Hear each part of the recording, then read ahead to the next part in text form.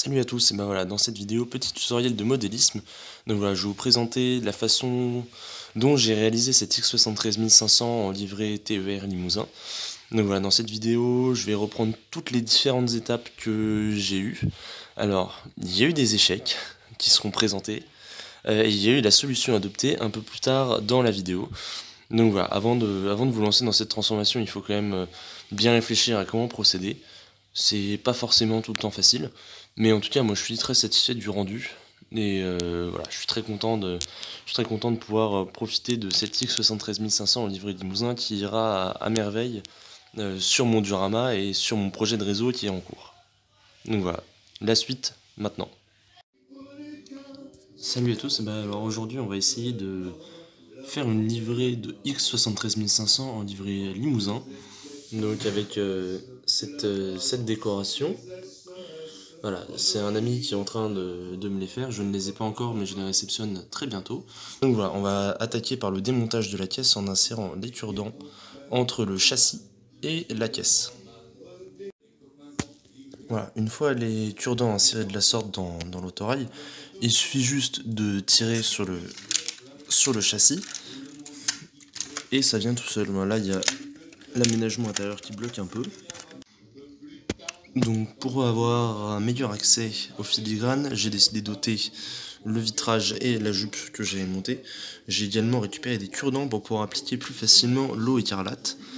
On va essayer de ne pas attaquer la peinture pour avoir le moins de travail à faire de ce côté-là.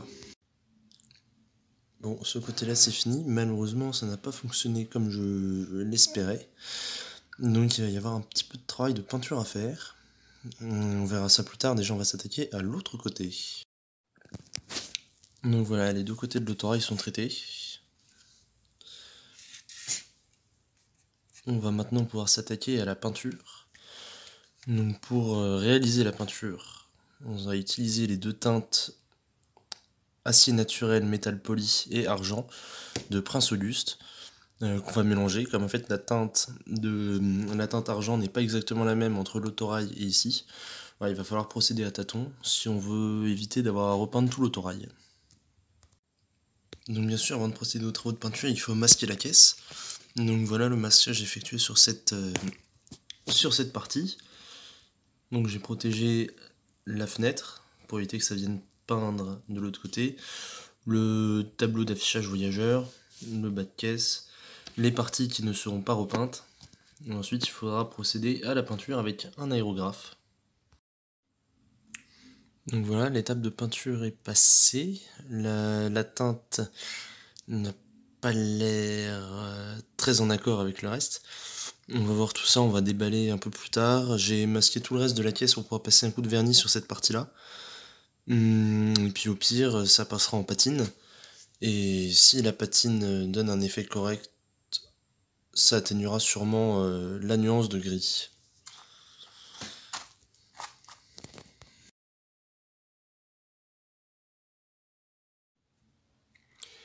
Bon, après la mise en peinture, ouf, sauvé. On retrouve une teinte à peu près correcte. Qui ressemble plutôt bien aux teintes utilisées par Jouef pour les TER. Je l'ai obtenu en mélangeant, donc c'était Metal Poly de Prince Auguste, voilà la référence. 6 doses avec 2 doses de blanc, toujours Prince Auguste. Voilà, en fait, j'ai fait ce mélange. Les peintures Prince Auguste présentent beaucoup de paillettes, ce qui n'est pas forcément très agréable quand on regarde soit l'argenté, soit le métal poli. On voit vraiment des paillettes partout, donc le blanc permet de casser cet effet et de rendre un visuel plus agréable et plus proche de ce que propose Jouef dans ses gammes de peinture.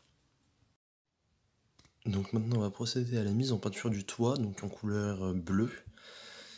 Nous allons masquer toutes les parties de bleu du toit d'origine, et nous allons maintenant appliquer la peinture sur la partie grise du toit. Voilà, donc la peinture du toit maintenant est terminée. On voit à peine la différence. On va maintenant procéder à une patine, c'est pour ça que les vitrages sont masqués. Cette patine servira à atténuer un petit peu les différences de teinte, par exemple, entre la toiture.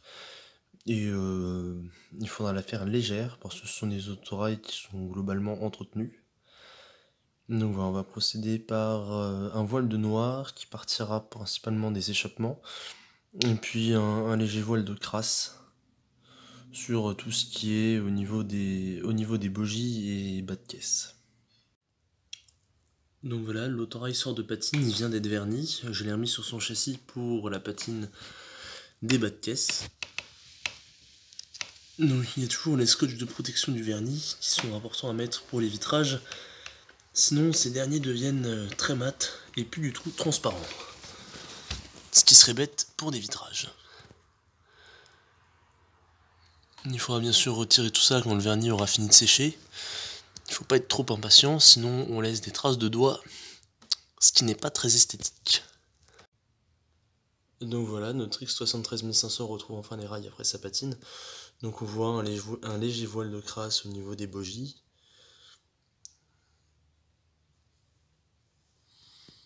Une patine un peu plus sombre au niveau de la toiture, au niveau des échappements et sur la ligne de toiture.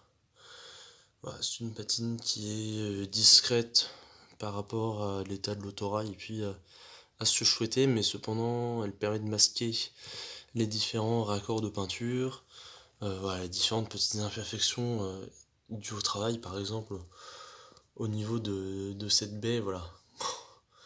Quand on zoome un peu plus, le rendu est moins bon, malheureusement, par rapport à ça, à ce côté-là qui n'avait pas le filigrane TER. La suite avec la pose des décalques. Donc voilà la plaque de décalcomanie que je vais utiliser pour réaliser le 73500 Limousin. C'est une plaque de décalcomanie qui a été réalisée par un ami, donc voilà, spécialement à ma demande. On y trouve aussi d'autres choses pour des bricolages, là c'est pour des corails. Différents logos pour des voitures corail et d'autres trains que j'ai pu repeindre avant. Des logos TER Limousin ancienne génération pour une XR6000.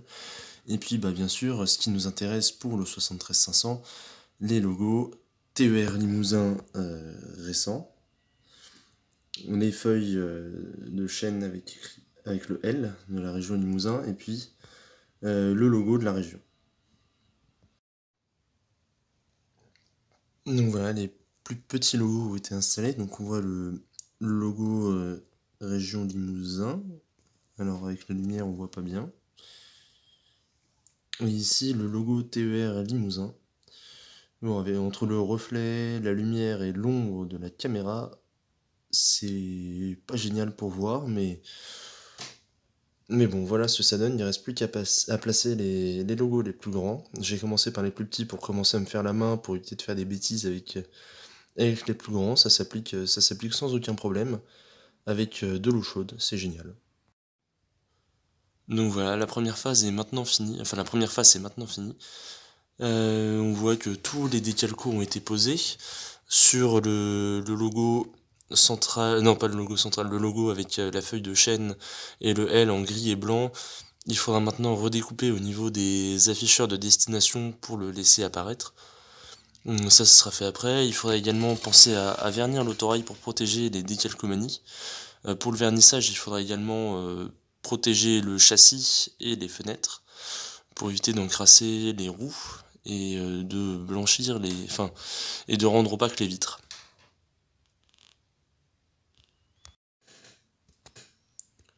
Voilà, donc les décalques ont fini d'être posés. Maintenant, on a protégé tout ce qui est vitres, châssis et toiture, et on va maintenant passer un vernis mat sur les décalcos et sur les parties de peinture qui restent pour protéger.